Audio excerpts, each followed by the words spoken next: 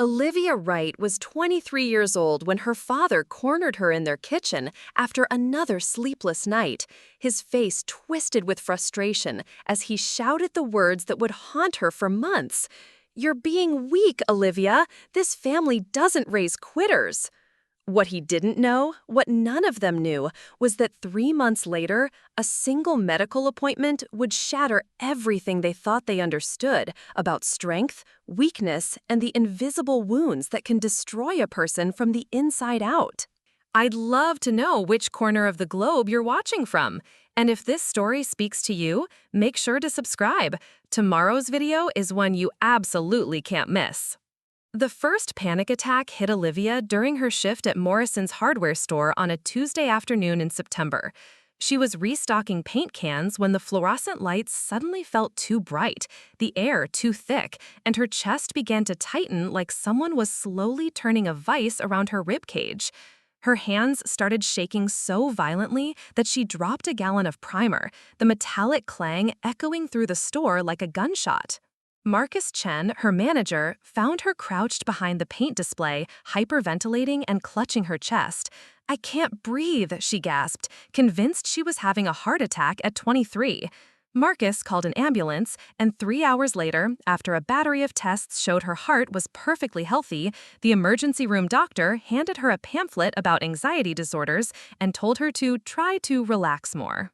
That evening, Olivia sat at the dinner table with her parents in their modest ranch house on Elm Street in Cedar Falls, Iowa. Her father, Robert Wright, was a former Marine drill sergeant who now worked as a foreman at the local manufacturing plant. Her mother, Patricia, taught third grade at the elementary school and believed that every problem could be solved with enough prayer and positive thinking. "The doctor says it was just stress," Olivia explained, pushing mashed potatoes around her plate. "He thinks I might have anxiety or something." Robert's fork clinked against his plate as he set it down. Anxiety? His weathered face hardened. "Olivia, anxiety is what people get when they don't have real problems. You've got a job, a roof over your head, food on the table. What exactly do you have to be anxious about?" Patricia reached across the table and patted Olivia's hand. "Maybe you just need to get more involved at church, honey. Pastor Bradley always says that worry is just a lack of faith." But the attacks didn't stop. They came without warning, during grocery shopping, while driving to work, in the middle of watching television. Each time, Olivia felt like she was drowning in her own body, her heart hammering against her ribs while the world tilted sideways. She started avoiding crowded places, then busy streets, then eventually anywhere that wasn't her bedroom or the hardware store. The nightmares were worse than the panic attacks. Every night, Olivia found herself back in her sophomore year of college, reliving the night that changed everything. She'd wake up at 3 in the morning, drenched in sweat, her sheets twisted around her like restraints. The memories came in fragments, flashes of a dimly lit dorm room, the smell of cheap beer and cologne, the weight of someone much stronger pinning her down while she said no over and over until her voice gave out. She'd tried to report it the next morning, stumbling into the campus police station with bruises on her wrists and tears streaming down her face. Officer Jennifer Walsh had been kind but ultimately useless.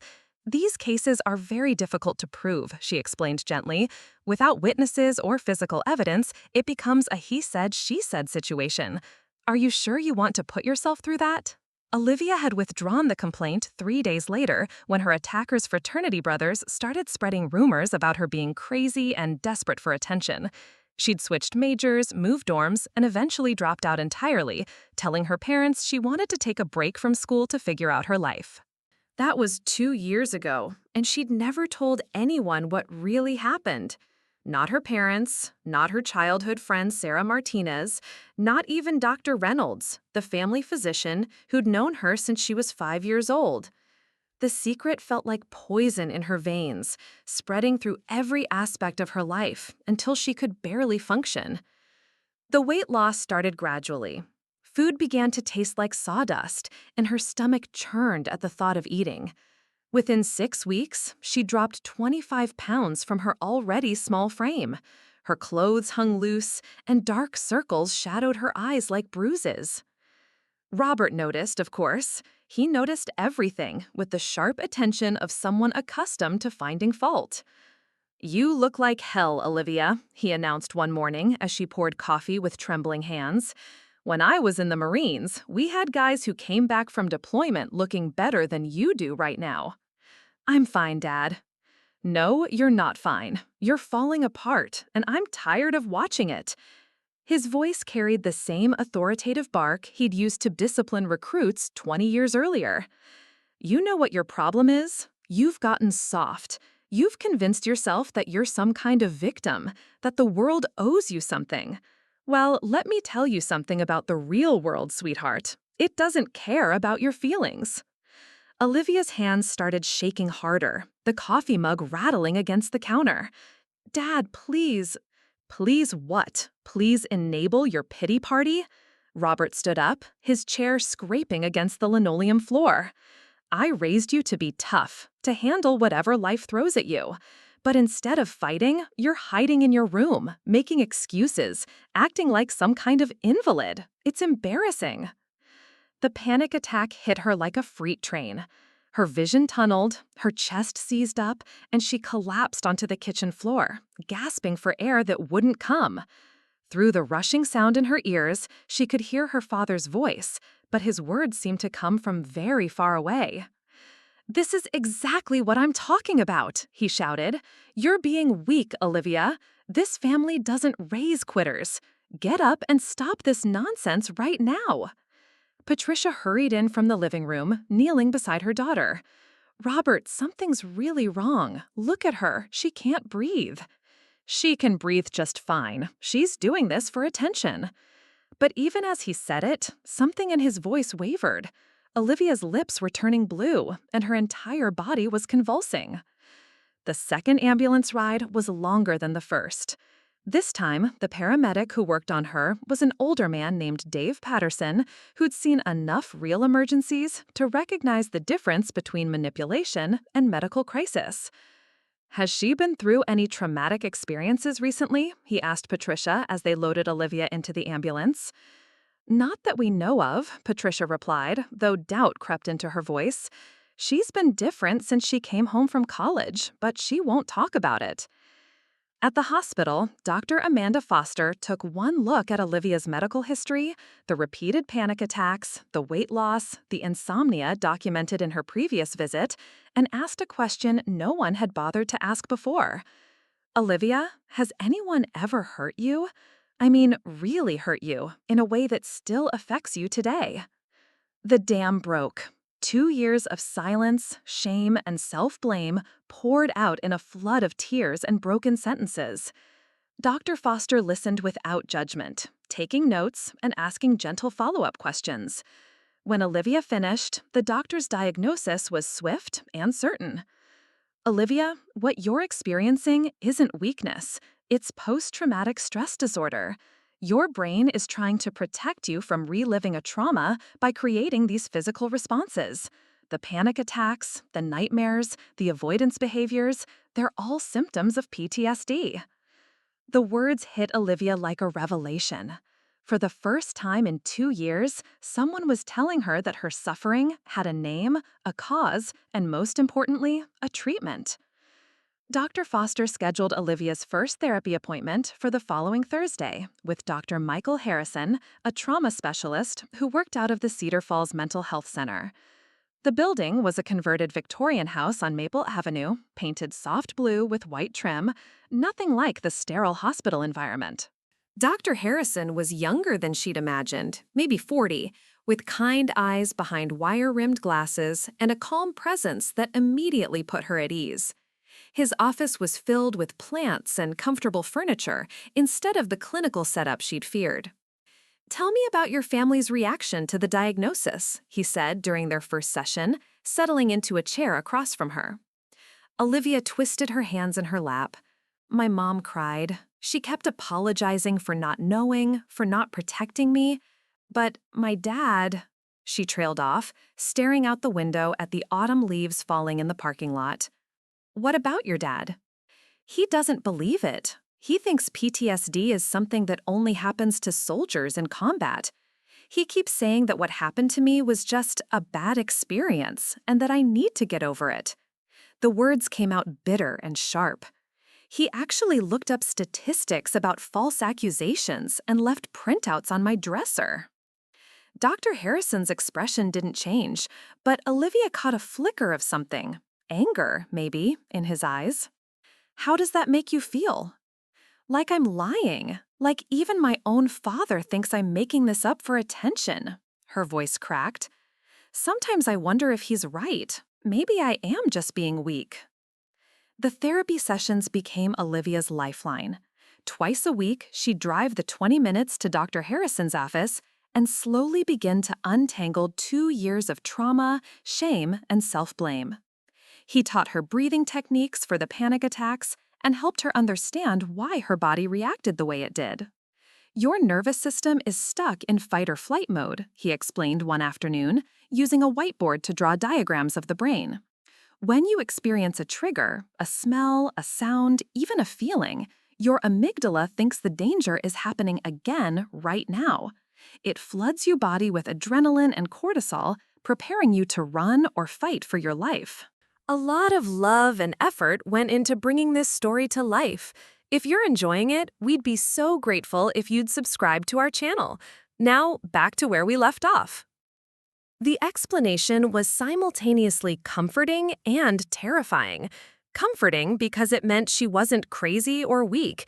Terrifying because it meant her brain might never fully trust that she was safe. At home, the tension grew thicker by the day. Robert had initially been skeptical but relatively quiet about Olivia's therapy appointments. That changed after she'd been going for 3 weeks. $60 twice a week, he announced at dinner, waving the insurance explanation of benefits form. $120 a week to sit in a room and talk about your feelings? Do you know how many hours I have to work to pay for that? Insurance covers most of it, Patricia said quietly, not looking up from her plate. Most isn't all, and even if it were free, it's a waste of time. She's been going to this shrink for almost a month, and she's not any better. If anything, she's worse. She barely leaves her room, she won't look for a better job, and she jumps every time someone raises their voice. Olivia felt her chest tighten, the familiar precursor to a panic attack. I am getting better. It just takes time. Time?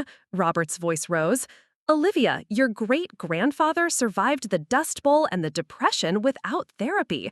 Your grandfather fought in World War II and came home to build a life without sitting around talking about his trauma. I served 2 tours overseas and never needed to pay someone to listen to me complain. This is different, Olivia whispered, but even as she said it, doubt crept in. Maybe her father was right. Maybe she was just weak.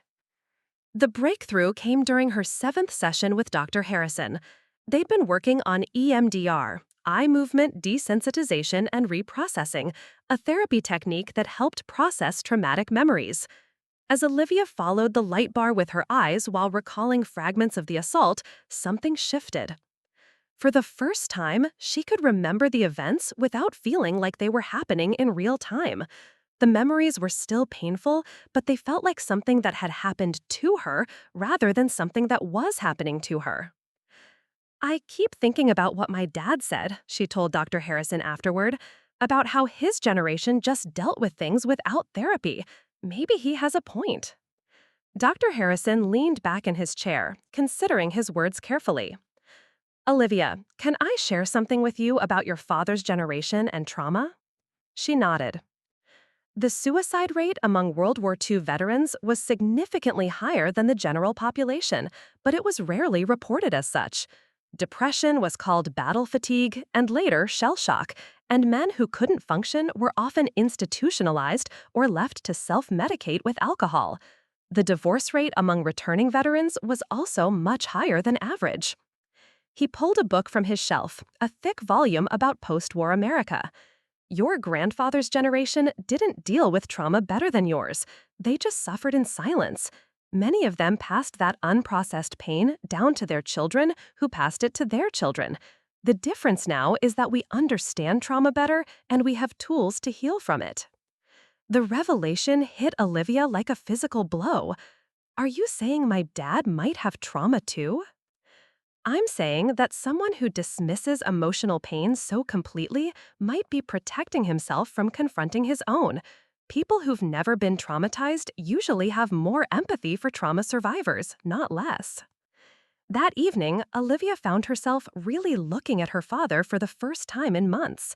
He was sitting in his recliner, watching the evening news with a beer in his hand, his third since dinner. The same routine every night: work, dinner, television, beer, bed. No hobbies, no friends, no conversations that went deeper than complaints about the weather or politics. She thought about his military service, which he rarely discussed beyond generic comments about discipline and toughness. She realized she knew almost nothing about what he'd actually experienced overseas, only that he'd come back different according to her mother. Mom, Olivia said later that night, finding Patricia doing dishes in the kitchen, what was Dad like when he came back from the military? Patricia's hands stilled in the soapy water. Why do you ask? I've never really thought about it before. You guys got married right after he got back, right? Her mother dried her hands on a dish towel, not meeting Olivia's eyes. Your father had a hard time adjusting. He'd wake up screaming sometimes, and he couldn't handle crowds or loud noises. The VA gave him some pills, but he stopped taking them after a few months. He said they made him feel weak. What happened to change that? Time, I guess, and staying busy. He threw himself into work and built this house. But he was different than before he left. Harder, more, she searched for the words, more closed off, I suppose. Olivia felt a chill run down her spine. Did he ever get help? Like, real help? Patricia shook her head. Men didn't do that back then. You just pushed through and moved on. That's what his father taught him, and his father's father before that. The pieces began falling into place in Olivia's mind. Her father's rigid need for control, his inability to show vulnerability, his explosive anger when confronted with emotional pain, both his own and hers. It didn't excuse his behavior, but it explained it. The next morning, Olivia made a decision that terrified her. She was going to try to talk to her father about trauma, not just hers, but potentially his too. Dr. Harrison had warned her that confronting family members about their own unprocessed trauma rarely went well, but she couldn't shake the feeling that her healing was somehow connected to his. She found him in the garage, organizing his toolbox with the methodical precision he applied to everything in his life. "Dad, can we talk?" Robert looked up, suspicion immediately clouding his features. "If this is about more therapy appointments, it's not. It's about you." His hands stilled on the wrench he'd been placing in its designated slot. "What about me?" Olivia took a deep breath, her heart hammering against her ribs. "I think you might have PTSD too." The wrench clattered to the concrete floor, the metallic sound echoing through the garage like a gunshot. Robert's face went completely white, then flushed red with an anger Olivia had never seen before. "Get out," he said, his voice barely above a whisper. "Dad, please just listen."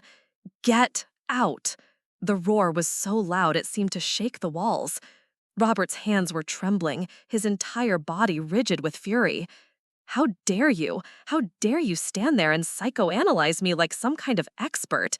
You don't know anything about what I've been through." Olivia took a step backward, her own panic response triggering. But instead of fleeing, something Dr. Harrison had taught her kicked in, the ability to recognize her father's reaction not as pure anger, but fear disguised as rage. "You're right," she said quietly.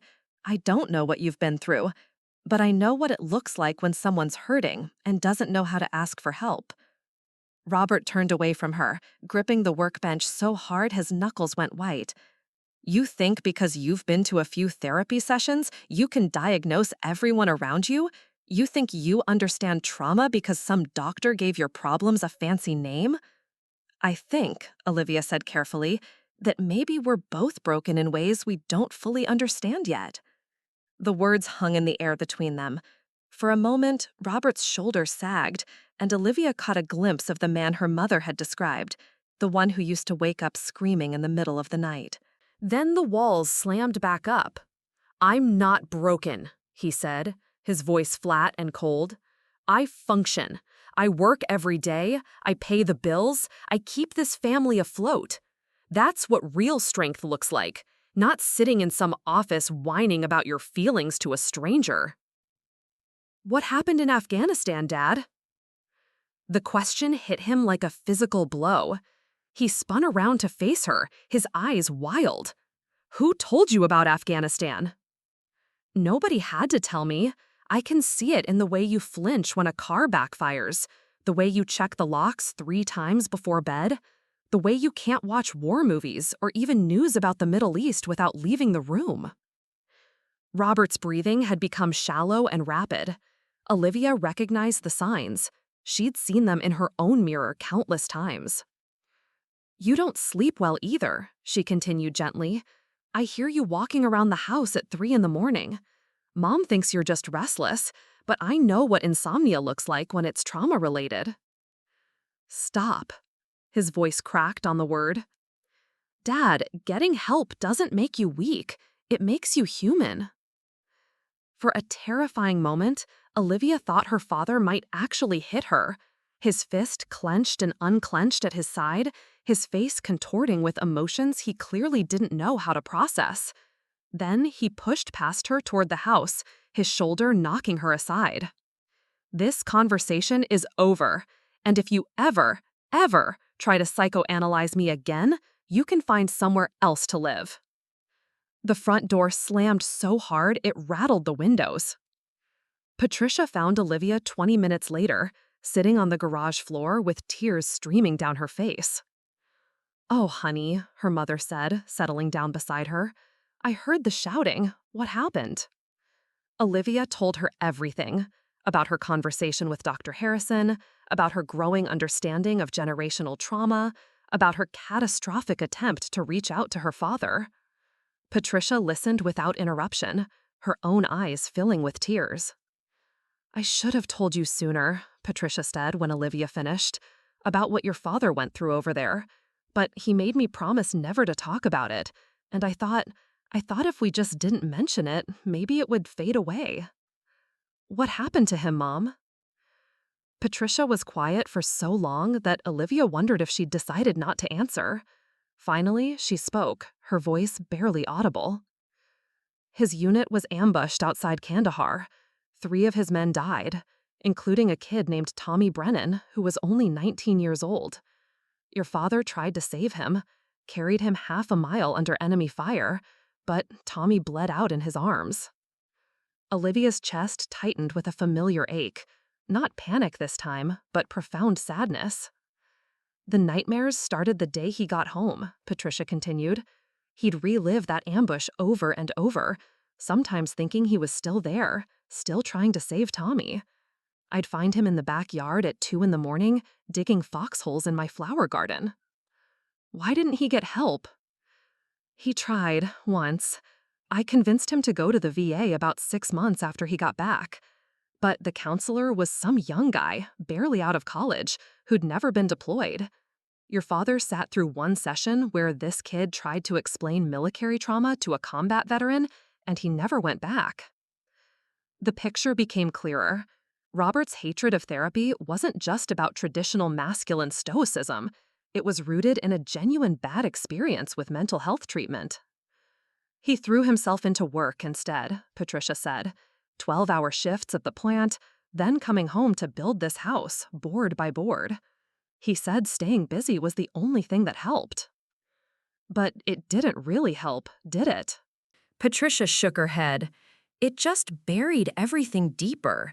And when you started having panic attacks, I think it triggered something in him. He saw his own pain reflected in yours, and it terrified him." That evening, Robert didn't come home for dinner. Patricia called the plant and learned he'd left work early, but his truck wasn't at any of his usual spots, the hardware store, the diner, or his friend Bill's house. "He'll come home when he's ready," Patricia said, but Olivia could hear the worry in her voice. At 10 o'clock, Olivia's phone rang. The caller ID showed a number she didn't recognize. "Is this Olivia Wright?" The voice was professional, slightly strained. "Yes." This is Sergeant Morrison with the Cedar Falls Police Department. We have your father here at the station. He asked us to call you. Olivia's blood turned to ice. Is he hurt? Did something happen? He's not injured, miss, but he's having what appears to be some kind of breakdown. He was found sitting in his truck outside the elementary school where that soldier memorial is, just staring at the wall. When Officer Davies approached him, your father started talking about someone named Tommy and asking if the medic had arrived yet. The memorial. Olivia knew it well. A small granite wall with the names of local servicemen who died in various conflicts. Tommy Brennan's name had been added 3 years ago. He's been here for about 2 hours, Sergeant Morrison continued. We called the VA crisis line, but he's refusing to talk to them. He specifically asked for you, said you'd understand better than anyone. Olivia closed her eyes, feeling the weight of her father's trust and pain settling on her shoulders. I'll be right there. The drive to the police station was the longest 10 minutes of her life. When she walked into the lobby, Sergeant Morrison, a middle-aged woman with kind eyes, led her to a small conference room where Robert sat slumped in a plastic chair, looking older and more fragile than she'd ever seen him.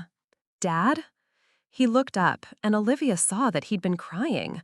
Robert Wright, the man who'd never shown weakness in front of his family, had tears streaming down his weathered face. I couldn't save him, Olivia, he whispered. I tried so hard, but I couldn't save Tommy. Without hesitation, Olivia crossed the room and wrapped her arms around her father, feeling him shake with 20 years of suppressed grief and guilt. I know, Dad. I know you tried.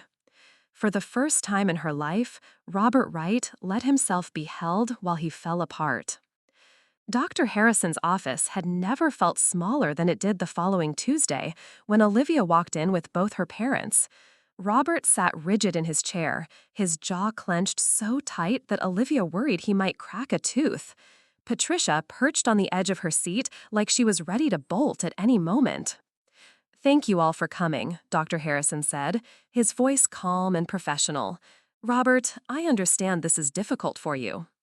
Let's just get this over with, Robert muttered, avoiding eye contact with everyone in the room.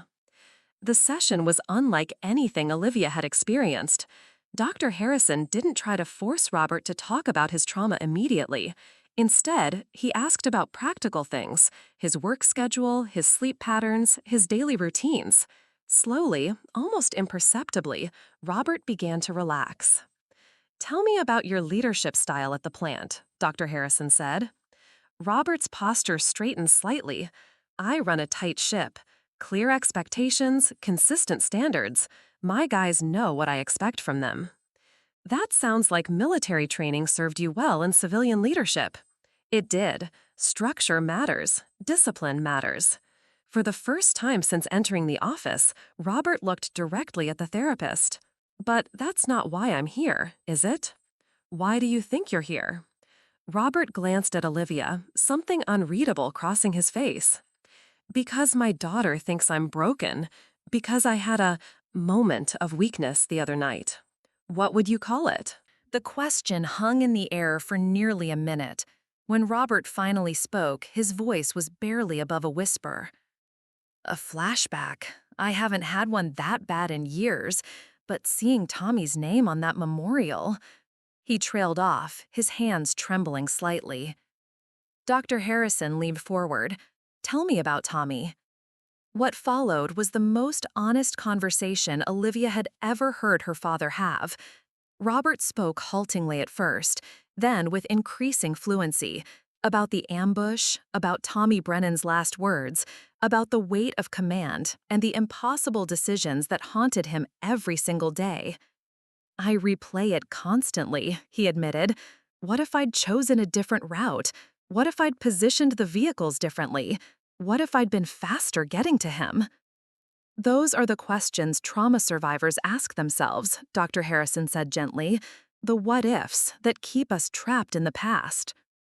Robert looked at Olivia with new understanding. Is that what you do? Replay what happened to you? She nodded, tears starting to form. Every night. Different scenarios where I fought back, where I screamed louder, where someone heard me and came to help. For the first time in months, father and daughter truly saw each other. The breakthrough didn't magically fix everything. Robert agreed to individual therapy sessions with Dr. Harrison, but progress was slow and painful. He missed his first appointment, showed up late to the second, and spent the third sitting in silence for 40 minutes. But he kept going. At home, the dynamic began to shift in subtle ways. Robert stopped making dismissive comments about Olivia's therapy.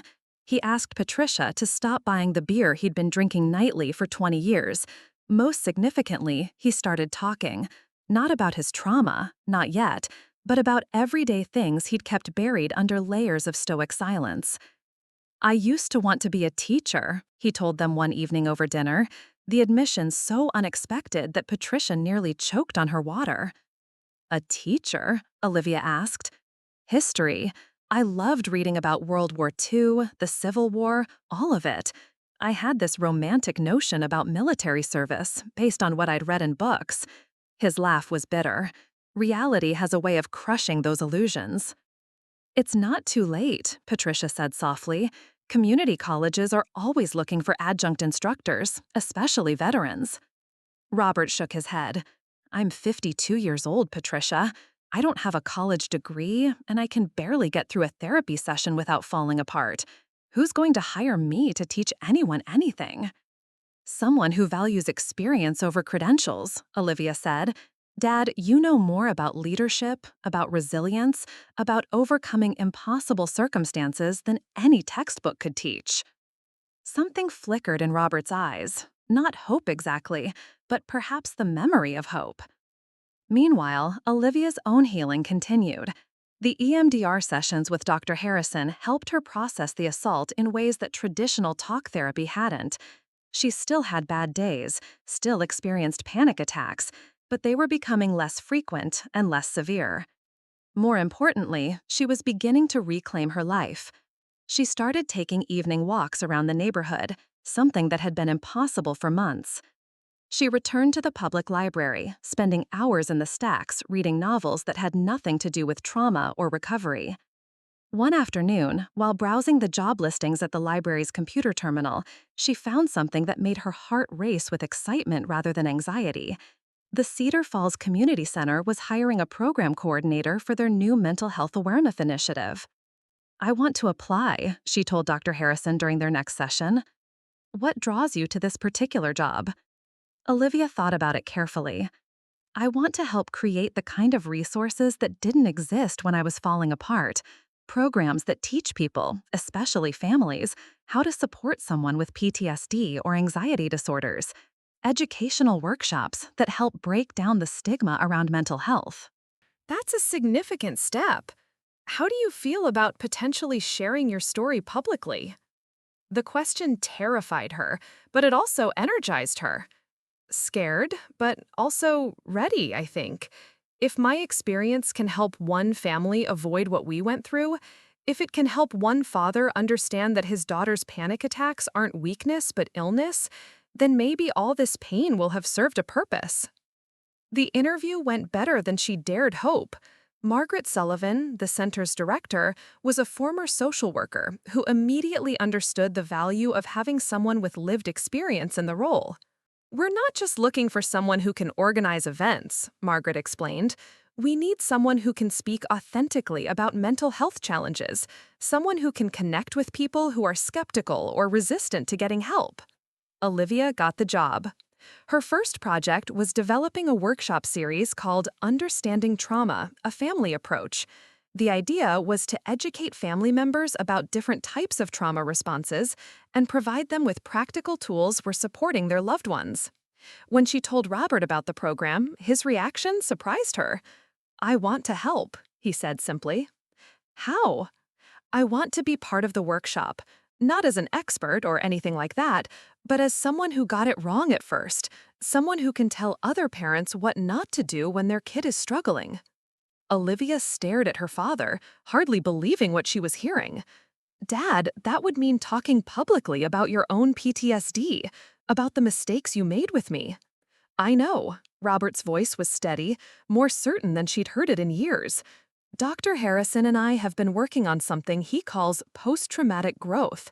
The idea that trauma doesn't just damage us, it can also teach us, make us more compassionate, give our lives deeper meaning.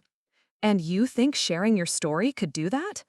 I think, Robert said carefully, that if I can prevent one father from calling his traumatized daughter weak, if I can help one family understand that mental health problems are medical problems, not character flaws, then maybe Tommy's death and your assault and all this pain we've been carrying around, maybe it all means something. The first workshop was scheduled for a Saturday morning in November. As the date approached, Olivia felt a mixture of terror and anticipation that reminded her of the early days of therapy, the sense that she was about to do something that would fundamentally change her life.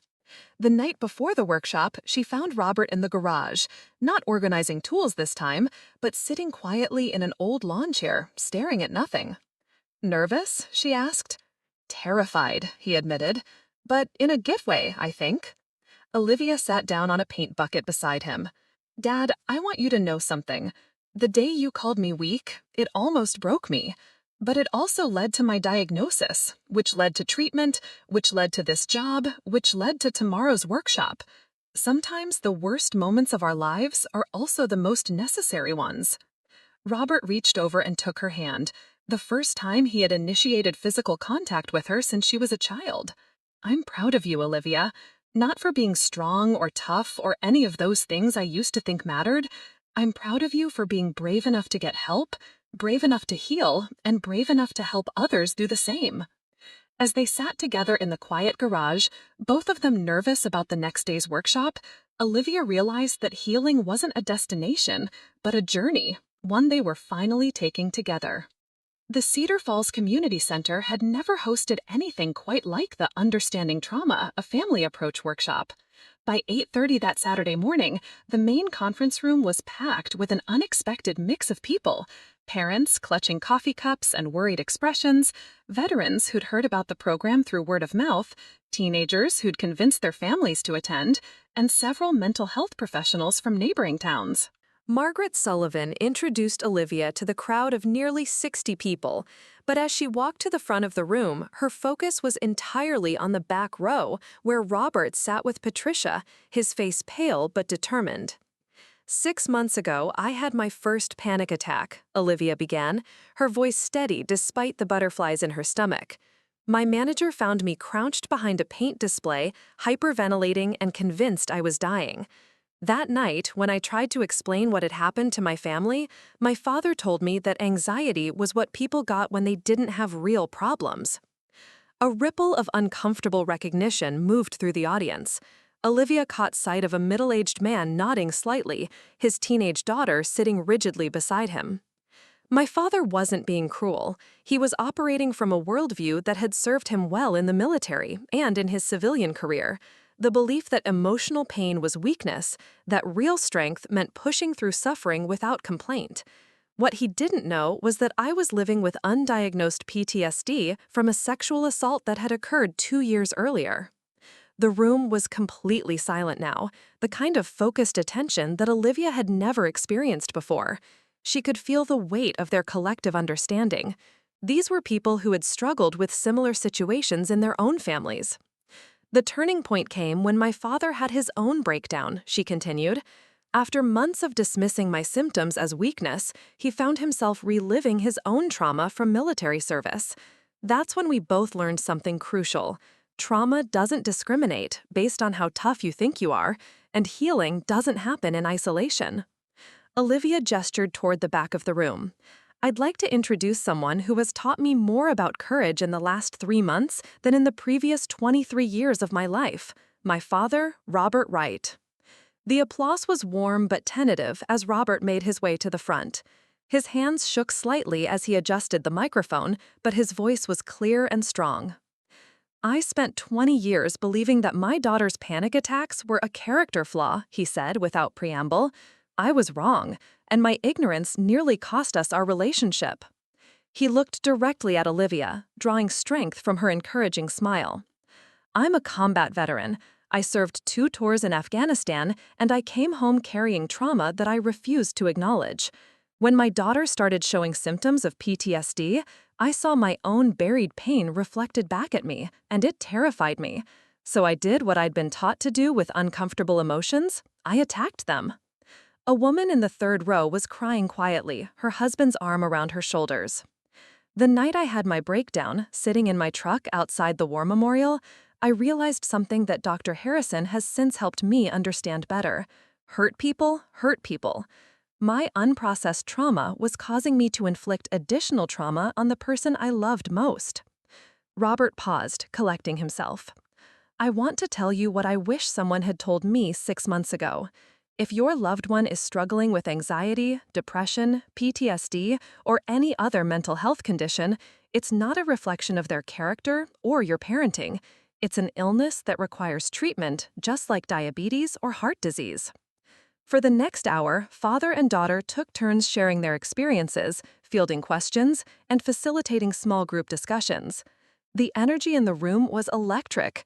Not with excitement, but with the raw honesty of people finally being given permission to talk about struggles they'd been carrying in silence. During the break, a veteran named Carlos Martinez approached Robert. I lost my son to suicide 3 years ago, he said quietly. He tried to tell me about his nightmares, his flashbacks, but I kept telling him to man up and get over it. I wish I'd heard what you said today before it was too late. Robert gripped the man's shoulder, understanding passing between them without words. At the same time, a teenage girl named Emma pulled Olivia aside. My mom thinks my panic attacks are just me trying to get out of school, she whispered. She's here today, but I don't think she really believes mental illness is real. Which one is your mom? Olivia asked gently. Emma pointed to a skeptical-looking woman sitting alone, arms crossed defensively. During the afternoon session, Olivia made sure to address the room while making eye contact with Emma's mother. Some of you might be wondering how to tell the difference between legitimate mental health struggles and typical teenage drama or adult stress. The answer is simple. If it's interfering with daily functioning, sleep, appetite, school, work, relationships, then it needs professional attention. We don't wait until someone's appendix bursts to take them to the doctor. By the end of the day, 17 families had signed up for follow-up resources, including family therapy referrals and support group information. Emma's mother approached Olivia during the closing session. I owe my daughter an apology, she said, tears in her eyes, and I need to find her a therapist.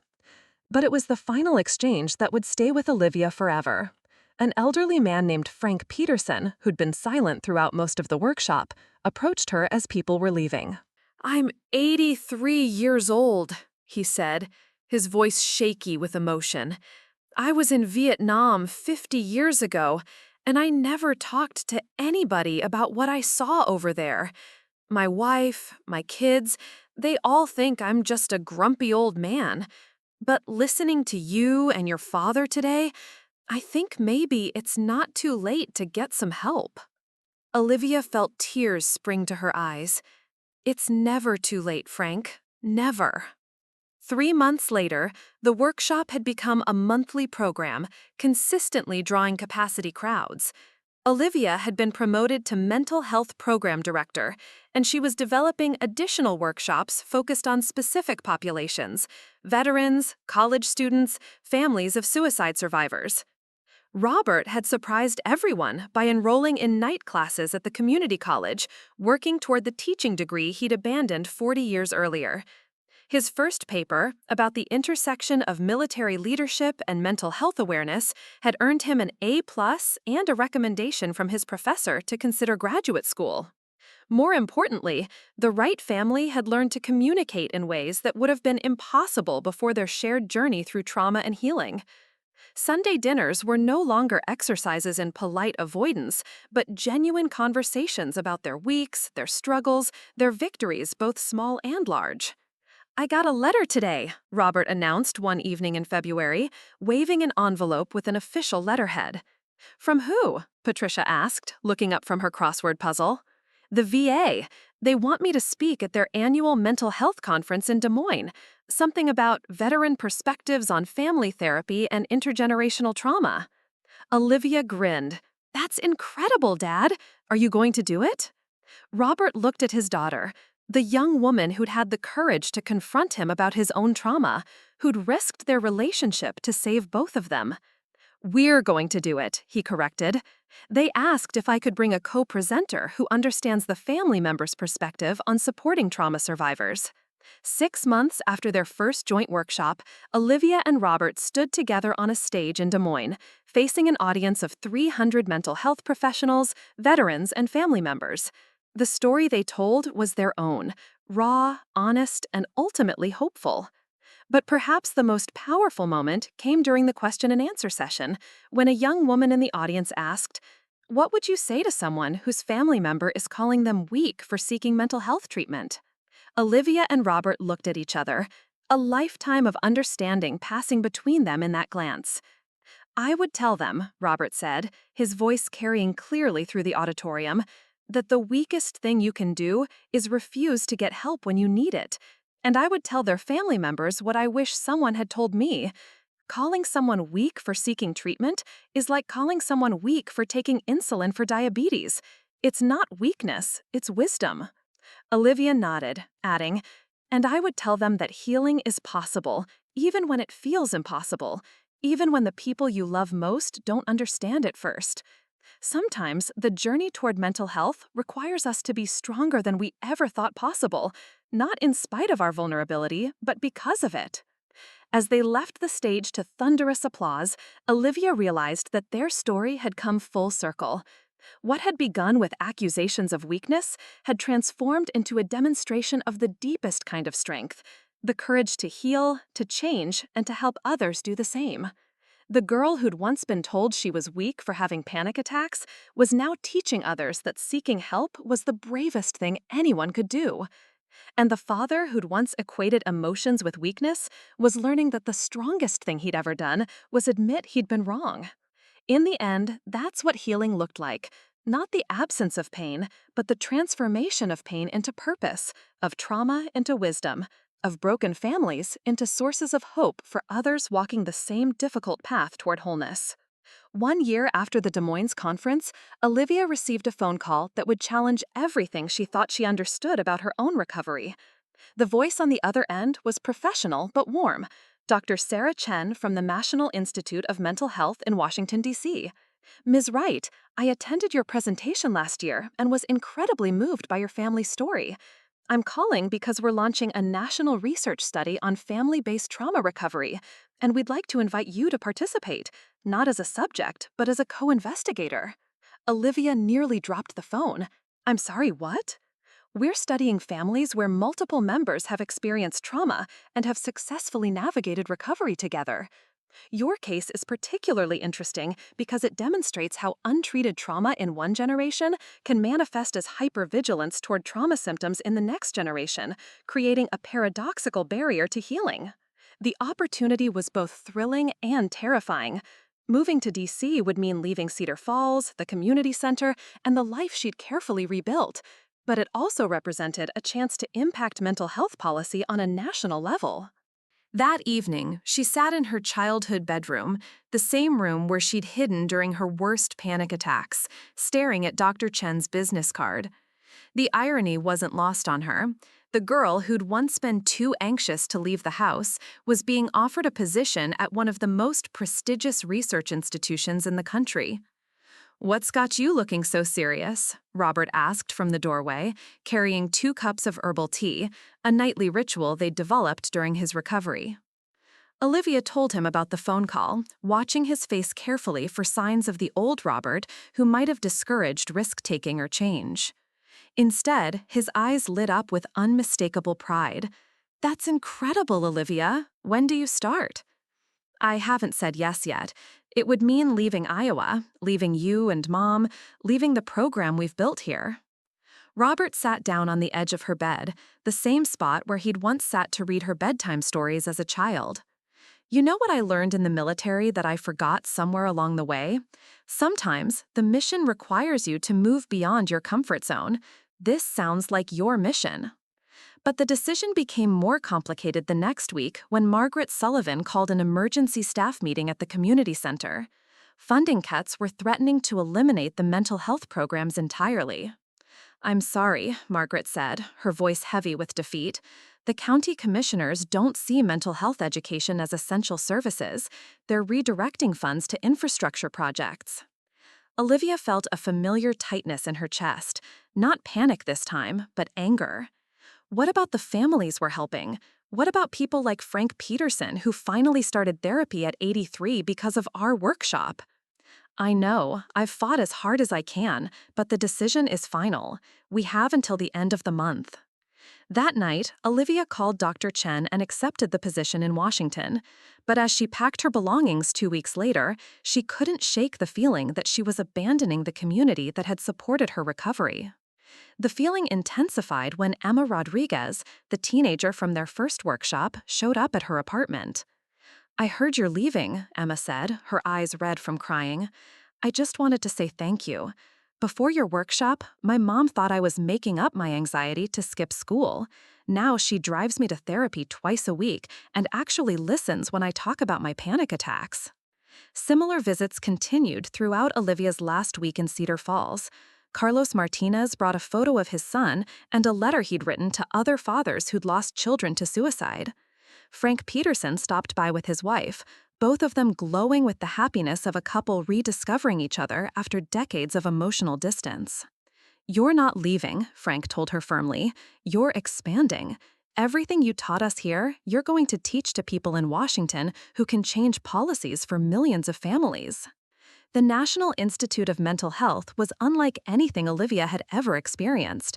Her office overlooked the Bethesda campus, and her colleagues were researchers whose work she'd read in graduate school courses she'd audited online. Dr. Chen introduced her to the team studying intergenerational trauma, and Olivia quickly realized her role wasn't just to share her family's story, but to help design interventions that could be scaled nationally.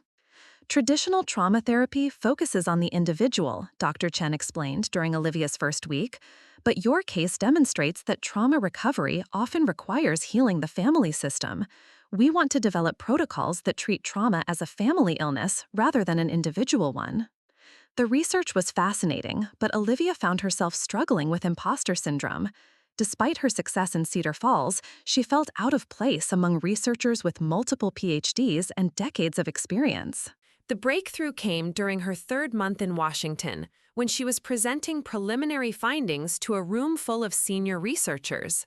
One of them, Dr. Marcus Webb, a renowned trauma specialist, interrupted her presentation. "Ms. Wright, you keep referring to yourself as just a program coordinator with lived experience. I'd like you to reconsider that self-description." Olivia felt her face flush. "I'm sorry, I didn't mean to." "No, don't apologize. Look at what you've accomplished. You've developed a family-based intervention model that achieved measurable outcomes in a real-world setting. You've successfully treated both acute trauma and intergenerational trauma patterns.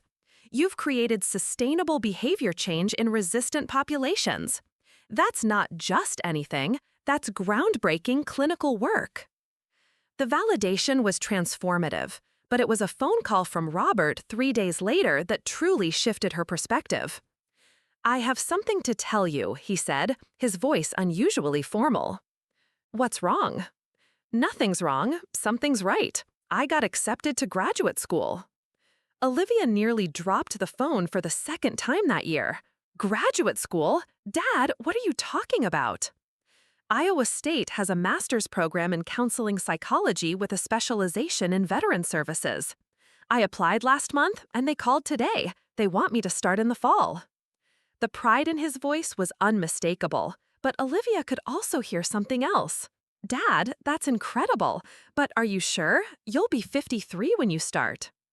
Robert's laugh was warm and confident. "Olivia, you taught me that it's never too late to rebuild your life. Besides, I figure if my daughter can become a national researcher, I can become a therapist."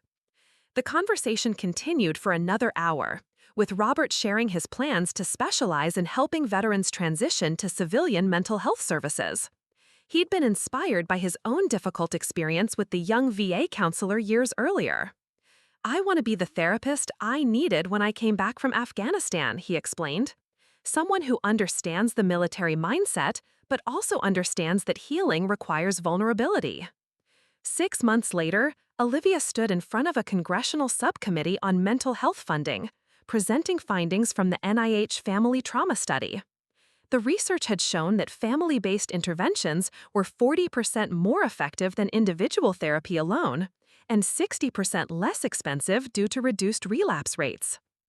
Congressman Bradley, she said, addressing the subcommittee chair, trauma doesn't happen in isolation, and it can't be healed in isolation.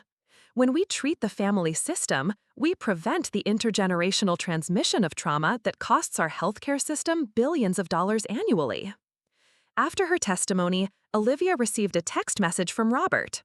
"Watching C-SPAN from my dorm room. You're changing the world, kiddo. Love, Dad the graduate student."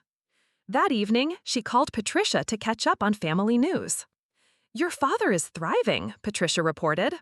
"He's the oldest student in most of his classes, but his professors love him. Apparently, his paper on military leadership and therapeutic rapport is being published in a professional journal." "And how are you handling having an empty nest?" Patricia laughed. "Actually, I'm going back to school too. I enrolled in a master's program for school counseling. Turns out, watching you and your father transform your lives made me realize I wanted to do more than just teach reading and arithmetic." Olivia marveled at the ripple effects of their healing journey. What had started with a panic attack behind a paint display had ultimately led to 3 members of the Wright family pursuing careers in mental health.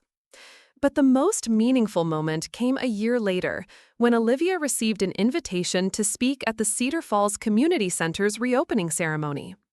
A combination of federal grants, partially influenced by her congressional testimony, and private donations had not only restored the mental health programs, but expanded them significantly. Standing in the same conference room where she'd led her first workshop, now facing an audience of 200 people, including state legislators and mental health advocates, Olivia felt the full weight of how far she'd traveled from the girl who'd once hidden in her bedroom during panic attacks. "2 years ago, I stood in this room and told my story for the first time," she began. "I was terrified, broken, and convinced that my trauma would define the rest of my life. Today, I'm here as a federal researcher whose work has influenced national mental health policy. But more importantly, I'm here as someone who learned that our darkest moments can become the foundation for our most meaningful contributions." In the audience, she spotted familiar faces: Emma Rodriguez, now a college sophomore studying psychology, Carlos Martinez, who'd started a support group for bereaved fathers, Frank and Helen Peterson, holding hands like newlyweds despite their 60-year marriage. And in the front row sat Robert, wearing his new graduate school sweatshirt and beaming with pride so radiant it could have powered the entire building. After the ceremony, as Olivia mingled with attendees, a young woman approached her nervously. "Miss Wright, my name is Jessica Collins. I'm a sophomore at the University of Iowa, and I think I need help. I've been having panic attacks since something that happened to me at a party, and my family thinks I'm just being dramatic. I don't know what to do." Olivia looked at Jessica, really looked at her, seeing her own younger self reflected in the girl's frightened eyes and trembling hands. "Jessica," she said gently, "let me tell you about a girl who once thought she was weak because she couldn't handle what happened to her. Let me tell you how she learned that asking for help isn't weakness. It's the first step toward reclaiming your power." As they talked, Olivia realized that this was why she'd survived everything, not just to heal herself, but to light the path for others walking through the same darkness she'd once navigated alone. 5 years after that first panic attack at Morrison's hardware store, Olivia Wright found herself standing in the East Room of the White House, holding an invitation that still felt surreal. The president's annual Mental Health Innovation Awards ceremony was recognizing her family-based trauma intervention model, which had been implemented in over 300 communities nationwide. But as she adjusted her navy blue dress and checked her reflection in the marble hallway, Olivia's mind wandered to a conversation she'd had with Dr. Harrison the week before. "Do you ever miss the simplicity of those early therapy sessions?" he'd asked, during what had become their annual check-in appointment. when healing felt like such a personal, private journey? The question had haunted her because the answer was complicated. Success had brought opportunities she'd never dreamed of, but it had also transformed her trauma story into public property. She'd shared the details of her assault and her family's dysfunction in front of thousands of people, in research papers and in policy documents. Sometimes she wondered if she'd healed from her trauma or simply learned to weaponize it for good. "Olivia!" a familiar voice called from across the reception area. She turned to see Dr. Chen approaching with a woman she didn't recognize, elderly, elegantly dressed, with kind eyes that seemed familiar. "I'd like you to meet someone very special," Dr. Chen said. "This is Helen Brennan." The name hit Olivia like electricity. "Brennan? Are you—" "Tommy's grandmother," Helen said softly. "Tommy Brennan, the young soldier your father tried to save in Afghanistan." Olivia's breath caught. In all the years since Robert's breakthrough, she'd never thought about Tommy's family, about the ripple effects of that ambush on people who'd never set foot in Afghanistan. "Your father wrote me a letter last month," Helen continued. "He told me about his therapy, about how carrying guilt over Tommy's death nearly destroyed his relationship with you. He wanted me to know that my grandson's memory had become part of something healing rather than something destructive." Tears sprang to Olivia's eyes. "Mrs. Brennan, I had no idea he'd contacted you." "Robert asked if I'd be willing to meet you. He thought it might help you understand how far your family's story has traveled. You see, dear, after Tommy died, our whole family fell apart. My son, Tommy's father, started drinking heavily. My daughter-in-law became so overprotective of Tommy's younger sister that the girl couldn't function normally. We were all drowning in grief and guilt." Helen paused, composing herself. "But when your father's letter arrived, something shifted. He described the therapy process, the family workshops you'd developed, the research you'd done on intergenerational trauma. For the first time in 5 years, we had language for what we were experiencing and hope that we could heal from it." "Are you saying—" "I'm saying that your family's courage to seek help and share your story saved my family too. Tommy's sister is now in college studying social work. His father has been sober for 8 months. And I'm here tonight because the White House invited me to represent military families who've benefited from your research." The magnitude of unintended consequences overwhelmed Olivia. Their private pain had become public healing, touching lives she'd never know about in ways she couldn't have imagined. The ceremony itself was a blur of speeches, handshakes, and photographs. But the moment that would stay with Olivia forever came during the reception afterward, when she found herself in conversation with President Martinez, a former military nurse who'd championed mental health legislation throughout her career. "Ms. Wright," the president said, "I've read your congressional testimony and your published research, but I'm more interested in the personal question. How do you bear the weight of being a symbol for trauma recovery when you're still a human being who's healing?" It was the most honest question anyone had asked her in years. "Some days I don't know," Olivia admitted. "Some days I wake up and think, I can't be the poster child for overcoming sexual assault today. I just want to be a regular person with regular problems. But then I remember something my father told me." "What's that?" "He said that trauma either destroys you or becomes your superpower. Not because it makes you stronger, that's toxic positivity bullshit, but because it teaches you things about resilience, about compassion, about the complexity of human experience that you can't learn any other way. And if you're lucky enough to survive it and heal from it, you have a responsibility to use that knowledge to help others." President Martinez nodded thoughtfully. "And what about your father? How has this journey changed him?" Olivia smiled, thinking of Robert's latest update from graduate school. He's writing his master's thesis on something he calls warrior to healer identity transformation. He wants to create a specialized program for veterans transitioning into mental health careers. He says the military taught him to protect people's physical safety, but therapy has taught him to protect their emotional safety. That's beautiful. The most beautiful part, Olivia continued, is that he's learned to be gentle with himself. The man who once called me weak for having panic attacks now practices meditation and talks openly about his own triggers. He's become everything he thought was impossible for a tough guy from Iowa. After the ceremony, Olivia found herself on a park bench outside the White House, calling home to share the evening with her parents. Patricia answered on the first ring, and Olivia could hear Robert's voice in the background, along with what sounded like several other people.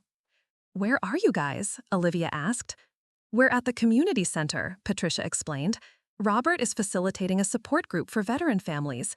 It's his practicum requirement for school, but honestly, I think he'd do it even if it weren't required." "Can I talk to him?" A moment later, Robert's voice came through the phone, warm and proud. "How was the White House, kiddo?" "Dad, I met Tommy's grandmother." The silence on the other end stretched so long that Olivia wondered if they'd lost connection. "Helen?" Robert's voice was barely a whisper. "She said you wrote to her. She said your letter helped her whole family start healing." Olivia could hear Robert crying, something that no longer surprised her, but still moved her deeply. "I never," he began, then stopped. "I never thought anything good could come from that day, from losing Tommy." "Dad, Tommy's sister is studying social work because of the letter you wrote. His father is sober. His grandmother flew to Washington to represent military families affected by trauma research. Your guilt over his death has become a source of healing for his entire family." Jesus, Olivia, I don't know what to say. You don't have to say anything. You just have to keep doing the work. 6 months later, Olivia received an invitation that brought her full circle in the most unexpected way. Cedar Falls High School wanted her to speak at their graduation ceremony, not as a famous researcher or White House honoree, but as a local girl who'd overcome adversity. Standing at the podium in the same gymnasium where she'd attended her own graduation 7 years earlier, Olivia looked out at 150 young faces and saw herself reflected in their eyes, some confident and ready for the future, others scared and uncertain about what came next. "7 years ago, I sat where you're sitting now," she began. "I was convinced my life was over because of something terrible that had happened to me in college. I thought I was broken beyond repair, that I'd always be defined by my trauma rather than my potential." She paused, finding Jessica Collins in the third row, now graduating as valedictorian with plans to study clinical psychology at Stanford. "What I didn't know then was that healing isn't about returning to who you were before the trauma. It's about becoming someone new, someone who carries their scars not as shame, but as evidence of their capacity to survive, to grow, to transform pain into purpose." After the ceremony, as families gathered for photos and celebrations, Olivia was approached by a young man she didn't recognize. "Ms. Wright, I'm David Chen, Dr. Sarah Chen's nephew. My aunt talks about you all the time, but that's not why I wanted to meet you." "Oh?" "I'm gay, and my parents have been not supportive. They think it's something I can just get over, like a phase or a choice. But hearing your story about how your dad learned to understand your trauma instead of fighting it, it gave me hope that maybe my parents can learn too." Olivia felt the familiar weight of being a symbol, but this time it didn't feel heavy. It felt like responsibility transformed into privilege. "David," she said, "let me tell you about a man who spent 20 years believing that emotional pain was weakness, and how he learned that the strongest thing you can do is love someone exactly as they are, not as you think they should be." As the sun set over Cedar Falls, Olivia realized that this was what healing looked like in its fullest form. Not just personal recovery, but the creation of ever-widening circles of understanding, compassion, and hope. Her phone buzzed with a text from Robert. "Watched your speech online from campus. Mom and I are proud beyond words. You've become the woman we always knew you could be, even when we didn't know how to help you get there. Love, Dad, the therapist, officially licensed as of yesterday." Olivia smiled, pocketing her phone and walking toward her rental car. Tomorrow, she'd fly back to Washington, back to her research, back to the important work of translating personal pain into systemic change. But tonight, she was simply Olivia Wright from Cedar Falls, Iowa, a woman who'd learned that the word weak could be transformed into the most powerful force for healing the world had ever known. The courage to be vulnerable, to seek help, and to use your story to light the path for others still finding their way out of the darkness. The girl who'd once been told she was weak for having panic attacks had become a woman who taught the world that asking for help wasn't weakness. It was the first step toward becoming exactly who you were meant to be. Looking for more? We've got two amazing stories ready for you right on screen. If this one touched you, these are absolutely worth your time. Click to watch them now. And hey, subscribe and hit that bell to never miss our latest uploads.